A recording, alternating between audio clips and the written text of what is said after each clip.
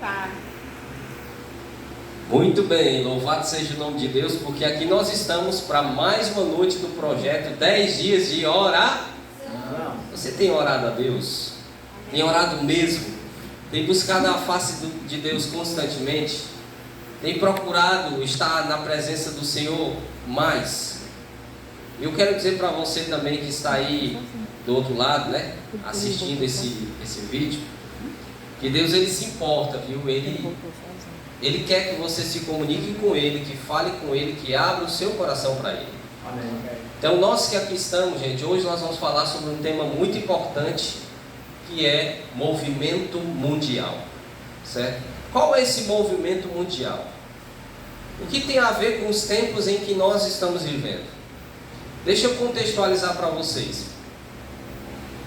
Aqui em Apocalipse, capítulo 12, versículos de 1 e 2, diz o seguinte para nós: viu-se grande sinal no céu. Uma mulher vestida do sol, com a lua debaixo dos pés e uma coroa de 12 estrelas na cabeça. A mulher estava grávida e gritava com dores e parto, sofrendo tormentos para dar a luz. O que tem a ver Apocalipse capítulo 12 falando de uma mulher vestida do sol, com a lua debaixo dos pés e uma coroa de 12 estrelas na cabeça, e esta mulher estava grávida e sofria dores, contorcendo-se ali, porque prestes estava ela para dar à luz. O que tem a ver esta descrição de Apocalipse capítulo 12 com o movimento mundial? Ou melhor, traduzindo aqui para nós, nos tempos de hoje, com o povo de Deus dos últimos dias, ou a igreja verdadeira. E será se existe, tá, gente, um povo realmente fiel a Deus, uma igreja verdadeira? Será se entre tantas e tantas denominações, entre tantas e tantas religiões, você já se fez essa pergunta de que existe realmente uma igreja verdadeira? Um povo escolhido pelo Senhor? Ou nós aqui estamos apenas como mais um em tantos e tantos números de religiões? Só para vocês terem uma ideia, no Brasil existem mais de 40 mil denominações com nome diferente. É igreja para tudo que é gosto. E tem também, tá, gente? Não é aqui querendo falar mal, discriminando quem faz parte dessas denominações, dessas igrejas, né? Claro, que cada um vai seguir o que realmente escolher. Mas tem igreja até do inimigo. Tem a igreja do Satambira, né? Como diz aí na expressão mais humorística, né? Mas por que tantas religiões? A resposta não é difícil, tá, gente, de se achar. Nós faremos uma pausa aqui no exame das igrejas individualmente, para poder a gente descobrir uma profecia aqui em Apocalipse, que acabará com a confusão que muitas pessoas têm diante de tantas diferentes estradas para o céu. Você já ouviu falar? Algumas pessoas dizem assim: olha, aonde falar de Deus eu vou. Ah, chega um crente na minha casa, eu recebo bem. Ah, chega um católico na minha casa, eu recebo bem. Chega um espírita, eu recebo bem. Chega fulano, ciclano, eu recebo bem. Mas você já fez essa pergunta? Será se todas as estradas conduzem para o mesmo caminho? Levam para o mesmo objetivo? Você já pensou nisso? Vocês que estão aí nos assistindo, vocês já pararam para pensar de que existem muitas estradas que dizem que levam para o céu? Mas será se todas essas estradas realmente nos conduzem para o céu? Hoje nós vamos saber um pouquinho mais a respeito disso. Olha só, nós vamos começar o nosso estudo de hoje falando de um grupo de pessoas muito especial que viveu nos Alpes da Itália, no norte da Itália, chamado de valdenses. Quem eram os valdenses? Deixa eu contextualizar para vocês. E também ao sul da Suíça, tá? Eles viviam. Muitos anos atrás, viveu um povo gentil chamado de valdenses. Por muitos séculos, eles mantiveram a luz da verdade brilhando no meio das trevas espirituais.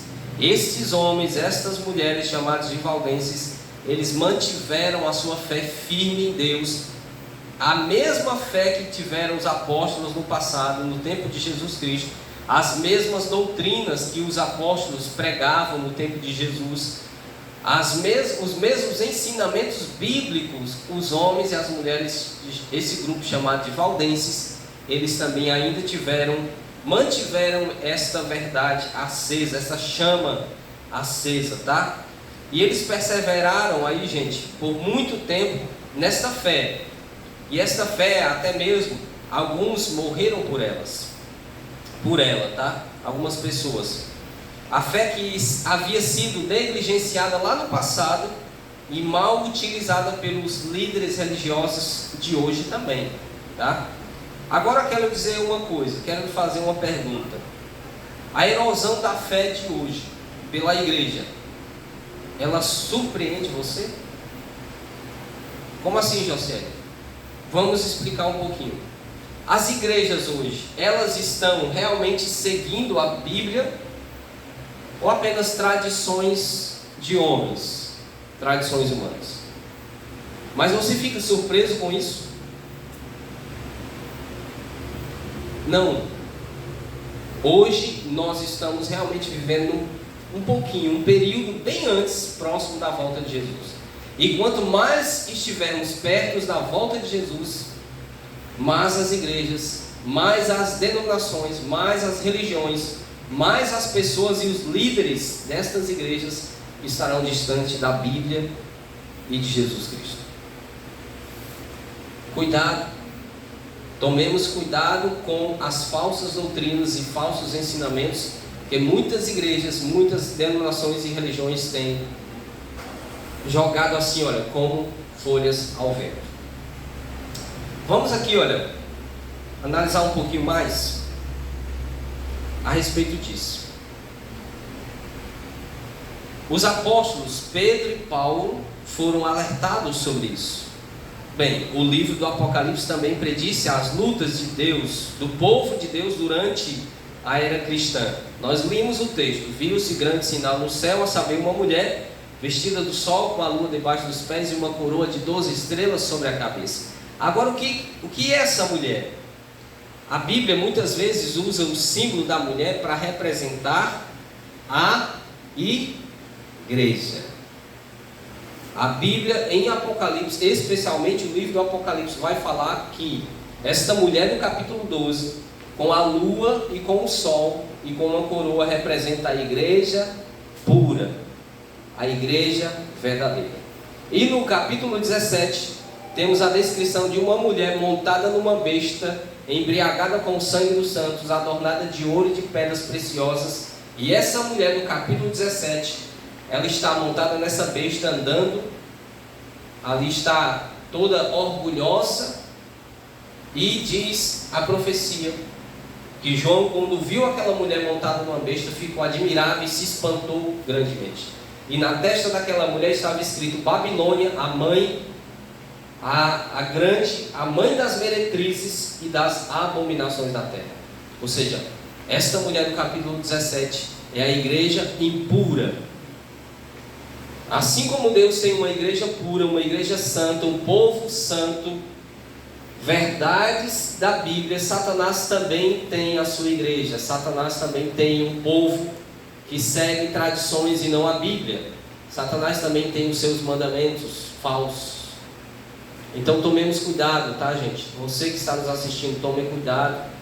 Não ache, não pense que qualquer igreja, qualquer pessoa que fala de Cristo está falando a verdade ou está lhe conduzindo para o céu. Pode ser que ela esteja apenas lhe enganando, esteja disfarçado de ovelha, em pele de ovelha, mas por dentro é um lobo e quer roubar a sua alma, a sua vida e lhe levar para a perdição. Tomemos cuidado com isso. Mas continuando o nosso estudo de hoje, aqui nós vimos que esta mulher, ela estava, ali também grávida. Logo uma criança estava sendo atacada. Olha só, o versículo 3.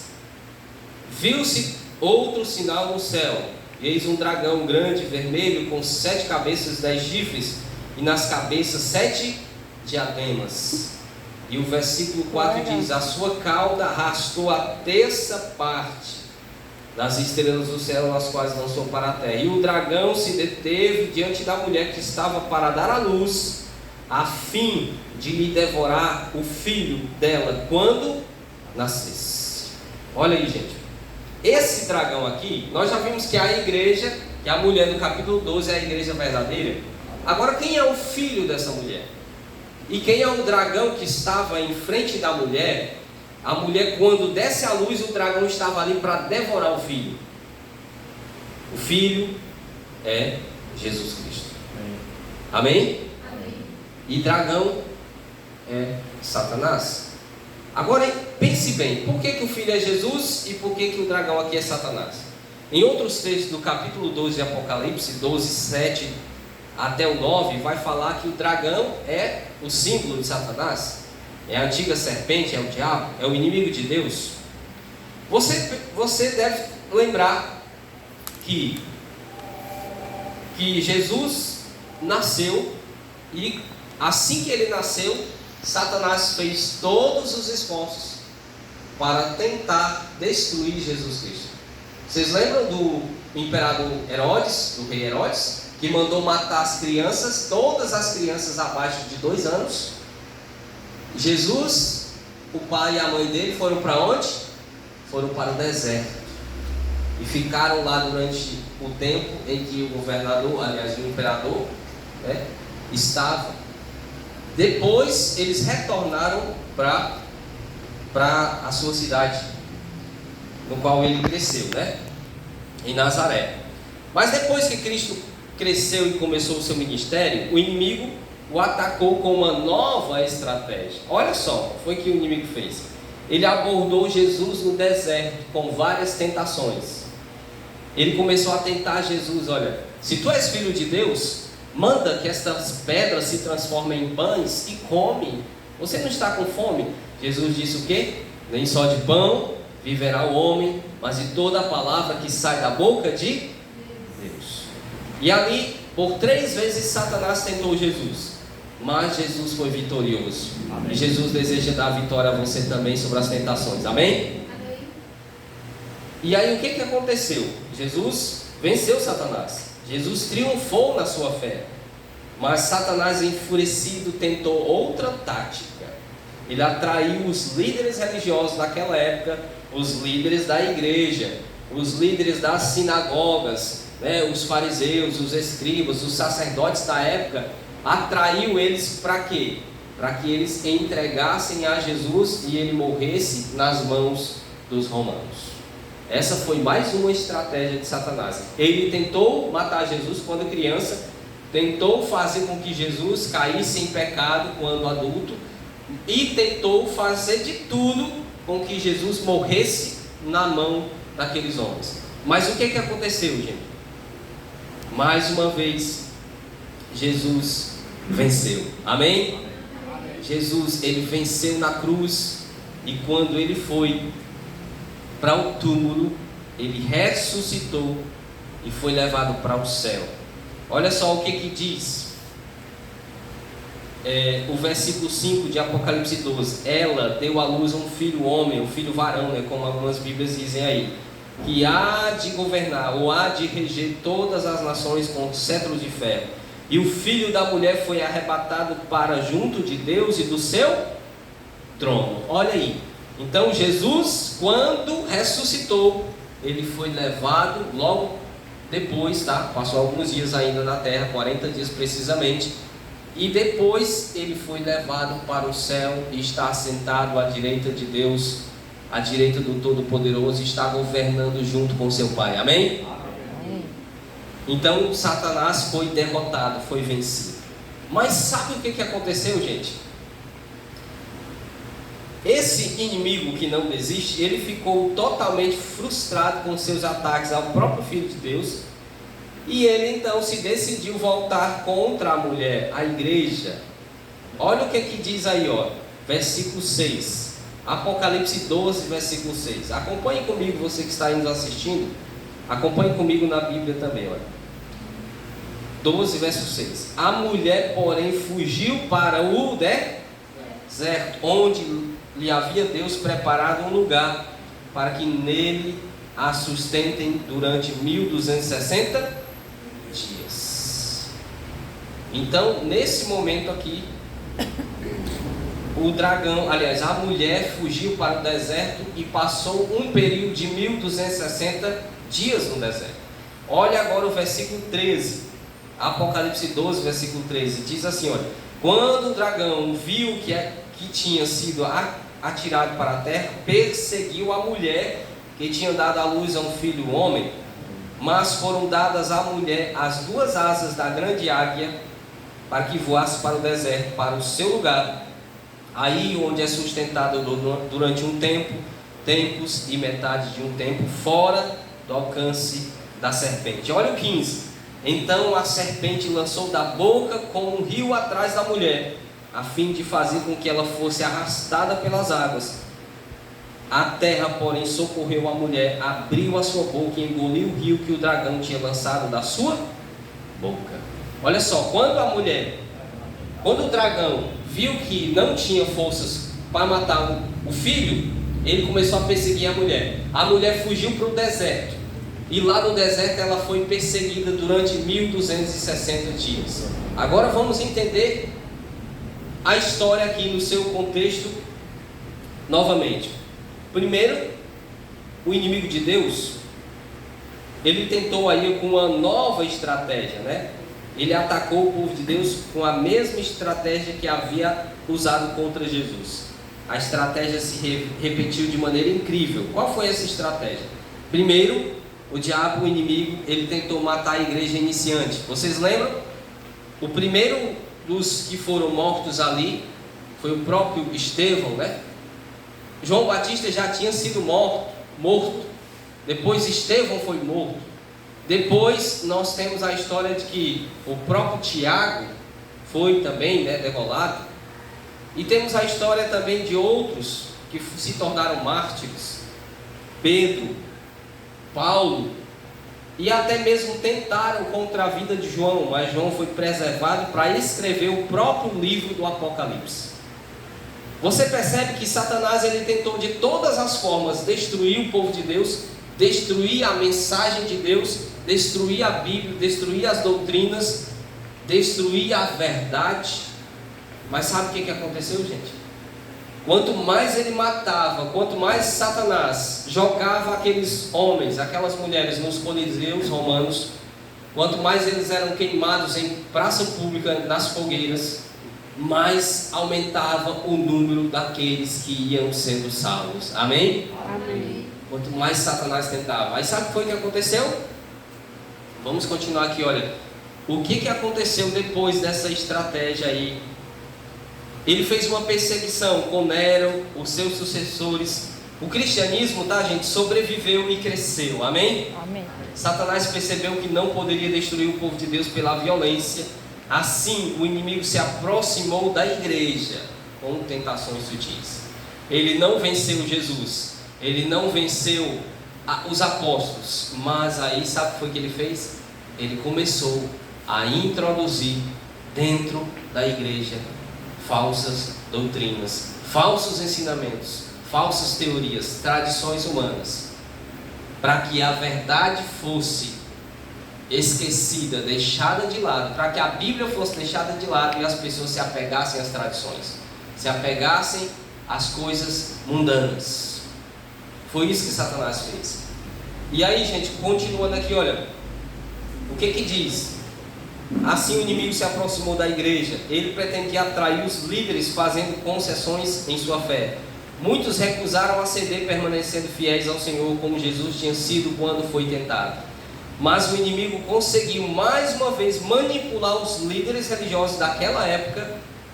E como no tempo de Cristo, a verdade ficou enterrada na tradição.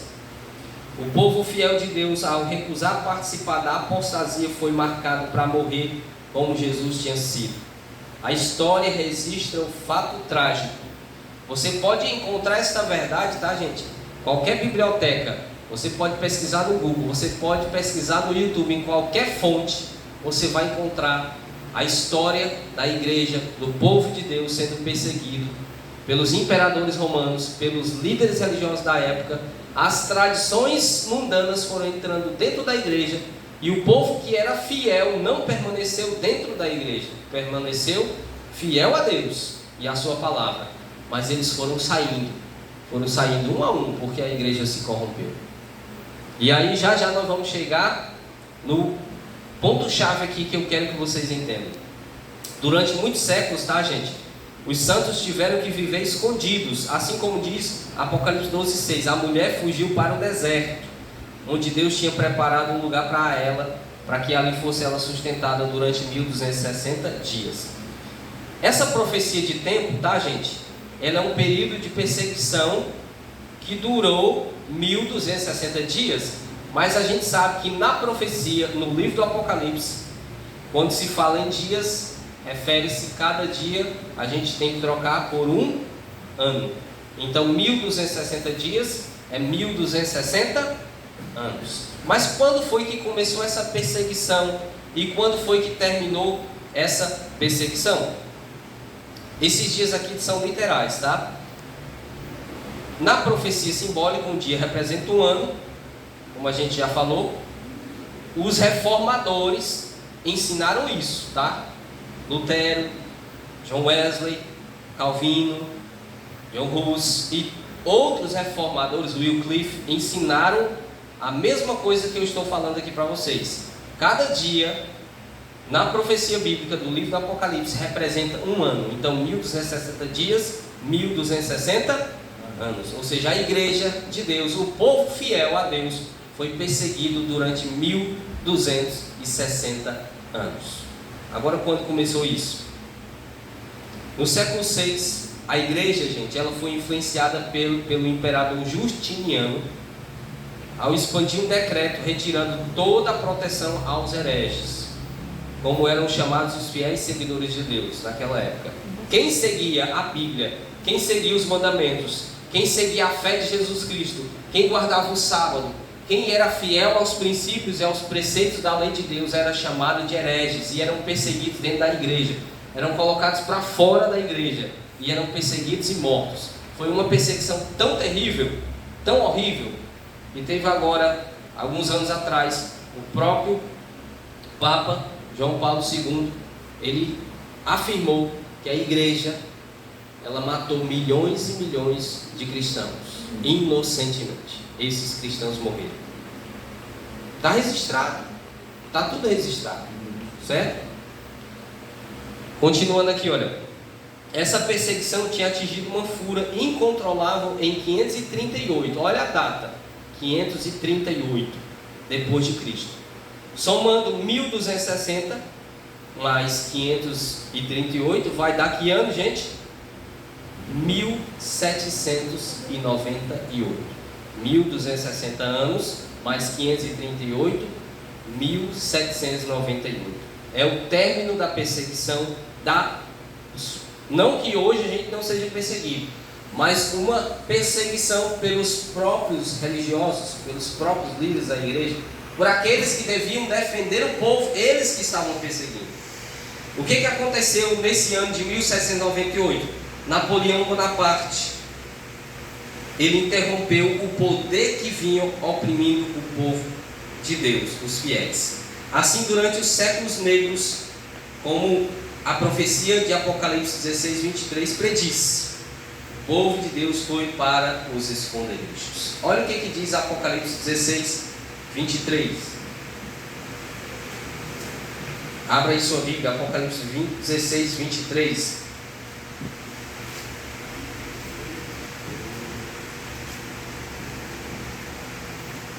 Aliás, esse texto não tem aqui, né? Eu acho que é. Só tem até o 21, né?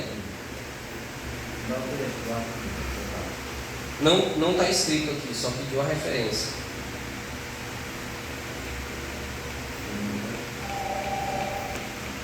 A gente vai atrás e depois eu trago esse texto para vocês. Vou ficar devendo esse texto, tá bom?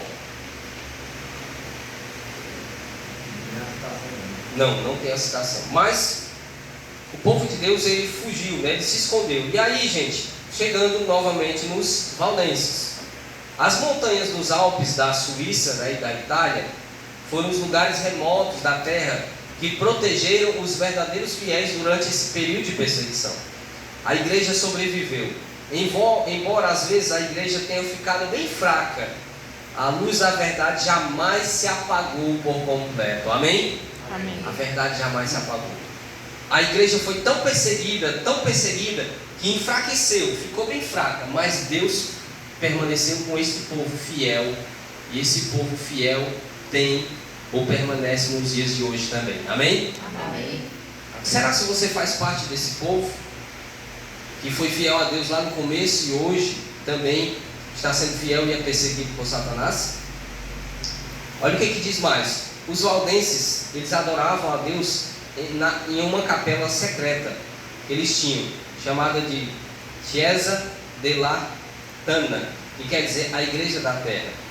Só se conseguia descer pelo túnel rochoso que levava ao salão de reuniões que tinha, era dentro de uma caverna, apoiando-se pelas mãos e pelos joelhos. Era difícil entrar ali. Então eles entravam lá no meio daquela caverna e faziam as suas reuniões ali. Era camuflada pela natureza. Por muitos anos os valdenses adoraram a Deus naquele local. Amém. Sim? Não, é porque eu e o Matheus gosto de assistir documentário, e teve uma vez que a gente... O historiador, né, estava falando que no alto daquela montanha tinha várias cavernas e as pessoas... É porque assim, ó, era tipo, o chão era todo gramado, aí lá no alto tinha um buraco que dava para uma caverna, e eles lá mostrando que era como se pessoas se deitassem lá e dormissem. Você falou isso aí, né? Eu fiquei assim, eu acho que eles cavaram isso para já se proteger da perseguição. Sim. Né? Eu assimilei, porque foi basicamente nesse período. Muito bem lembrado. Tá? Então, esses homens, essas mulheres chamadas de valdenses, eles permaneceram fiéis a Deus, escondidos em cavernas, como foi citado aqui, para preservar a palavra de Deus, certo? Depois você pode pesquisar aí na história, no Google, no YouTube, você vai encontrar essa história dos valdenses, tá? Mas chegou finalmente o dia em que esse grupo foi cercado pelos soldados que fizeram uma fogueira na abertura, na boca dos túneis. E aí aquelas pessoas, elas começaram a louvar, até perderem totalmente o oxigênio por conta da fumaça que eles fizeram ali. E aquelas pessoas morreram e elas entregaram a vida felizes por não renunciarem à sua fé. Ninguém sabe quantos crentes, né, morreram ali, derramaram sangue durante esse período de perseguição. Ninguém sabe exatamente, mas a igreja permaneceu e Deus cuidou da sua igreja. Deus preservou o seu povo. E Jesus, assim como Jesus saiu do túmulo vitorioso, a igreja finalmente emergiu de sua libertação no deserto. A igreja, a palavra igreja aqui, tá, gente, ela não significa religião luterana, religião batista ou religião adventista. O que significa a igreja? A palavra igreja, no termo grego eclésia, quer dizer simplesmente os escolhidos. Amém?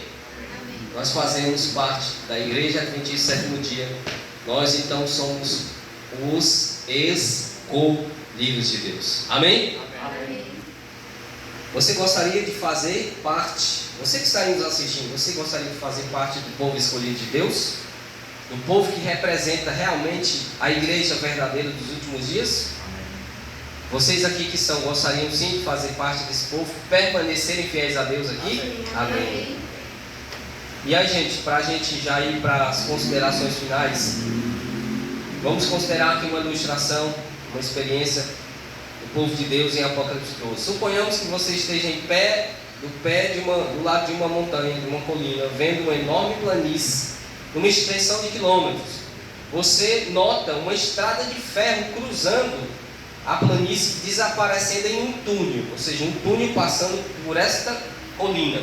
De repente você ouve um som de um trem se aproximando, uma enorme locomotiva com 2 vagões de passageiros que passam velozmente pelaquela estrada. E aí essa locomotiva, ela com seus belos vagões desaparece naquele túnel. Você não esperaria que a mesma locomotiva com os mesmos vagões saísse do outro lado. É claro que sim.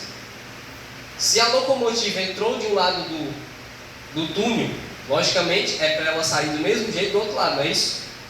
Mas aí, gente, vamos imaginar aqui, olha.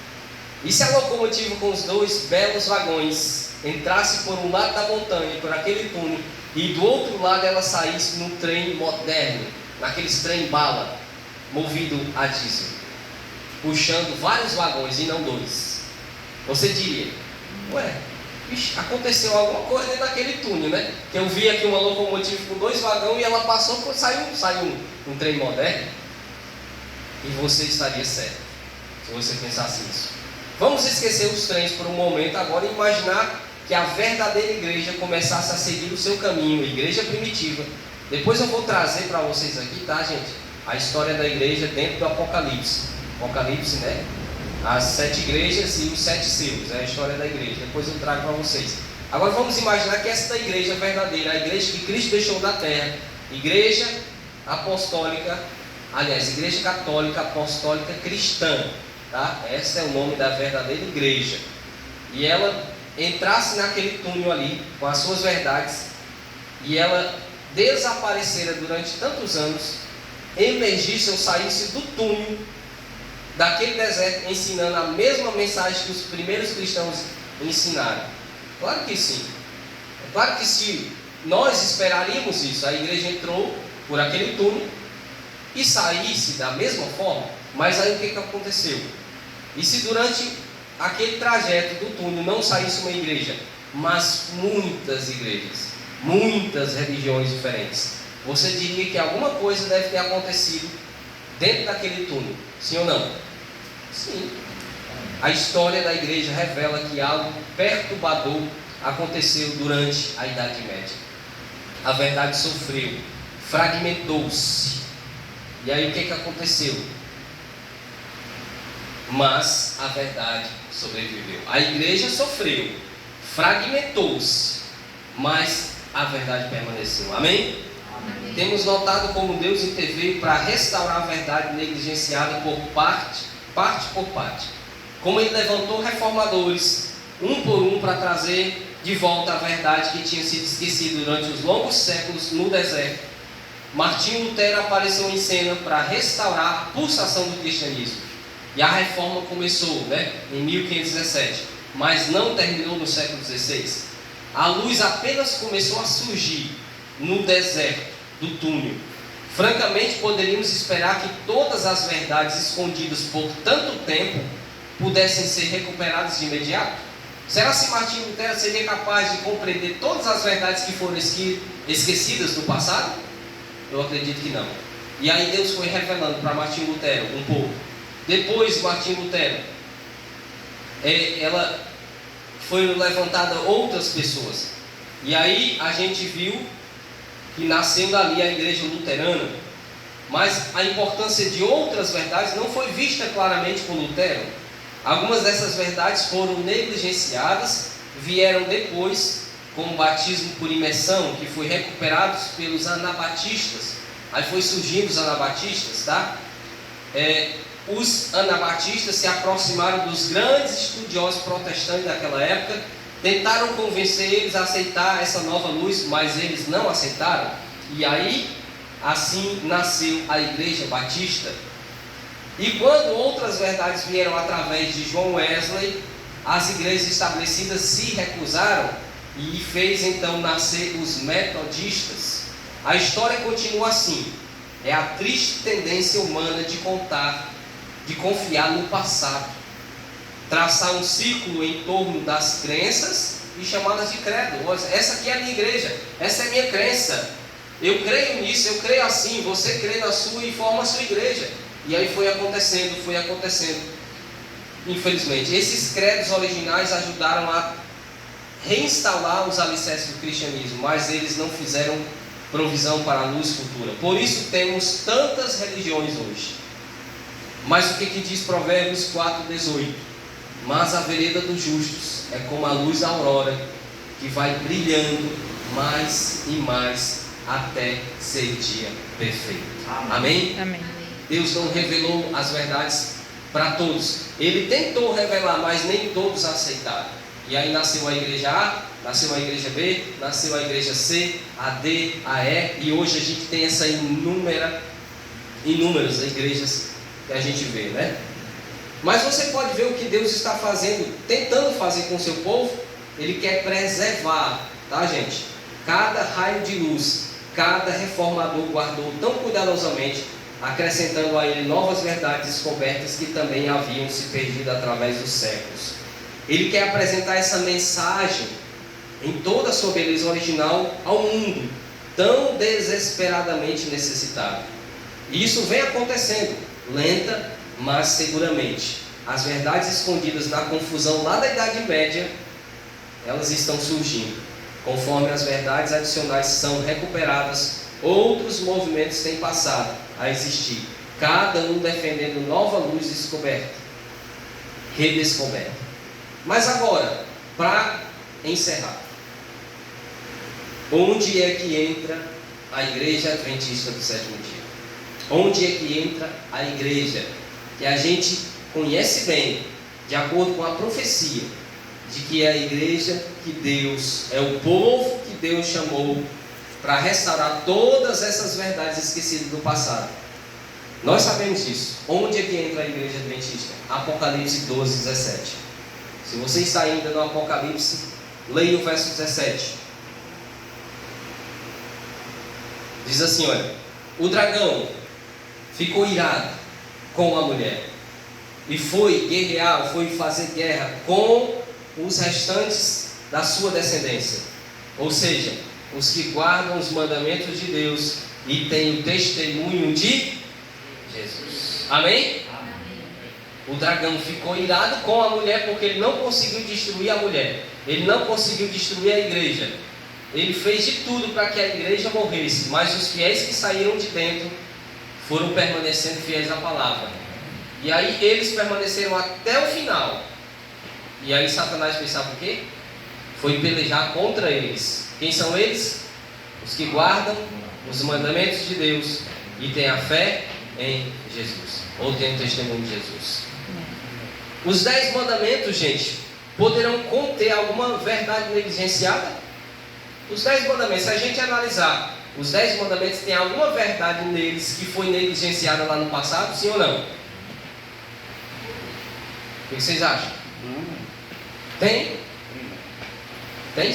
Hoje foi negligenciada, foi abafada, e hoje o mundo inteiro, praticamente todo mundo diz: não, não é o sábado, é o domingo. Não, isso aí é do tempo de Moisés, é para os judeus.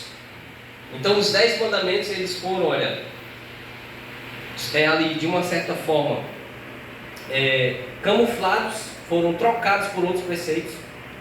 E hoje a Igreja Adventista do Sétimo Dia, ela tem essa verdade viva em suas doutrinas, e o mundo precisa saber dessa verdade, que foi esquecida no passado, mas Deus está disposto a mostrar para todos desta terra que a verdade dele nunca passa e nunca muda. Amém? Amém. Restaurou, né? Restaurou. E aí, você notou que são as marcas identificadoras? Guardar os mandamentos de Deus, tá? Gente, e tem o testemunho de Jesus. Essas são as duas marcas identificadoras da igreja verdadeira, do povo de Deus nos últimos dias. Amém? Ele, o quarto mandamento, não é uma verdade muito negligenciada? Você já notou que o quarto mandamento, que trata do sábado, é diferente dos outros? 9 dos 10 mandamentos nos dizem o que devemos fazer para amar a Deus e ao próximo. Mas o mandamento do sábado nos diz o que Deus fez por nós. Deus criou os céus, a terra, o mar e todas as coisas, e descansou e disse: é um presente para vocês, descansem no sábado. Amém? Amém. E para encerrar, gente, é isso. Isso é o Evangelho. Sem o descanso do sábado, a obediência à lei de Deus se torna legalista. Jamais se esqueça disso. Não somos salvos, olha só. Não estou ensinando aqui que nós vamos ser salvos por guardar a lei. Certo? Nós não vamos ser salvos por guardar a lei de Deus. Somos salvos por descansarmos em Cristo. Por descansarmos em Cristo. Isso é o Evangelho. E é também a mensagem do sábado.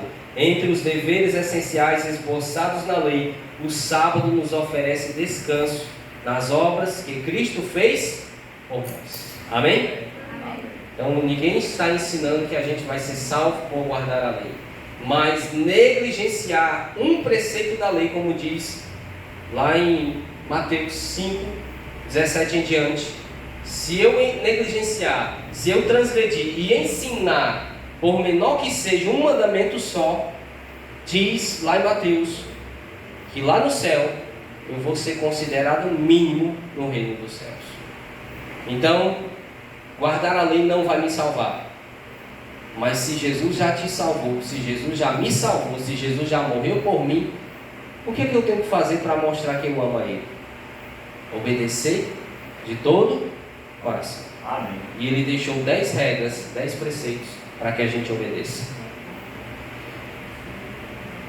Que herança Deus tem para nós, né? Destacando as verdades vitais recapturadas pelos grandes reformadores nos gloriosos momentos finais da reforma. Ainda redescobrimos verdades. Não devíamos todos continuar avançando em direção à luz? Sim. Que desafio para o cristão.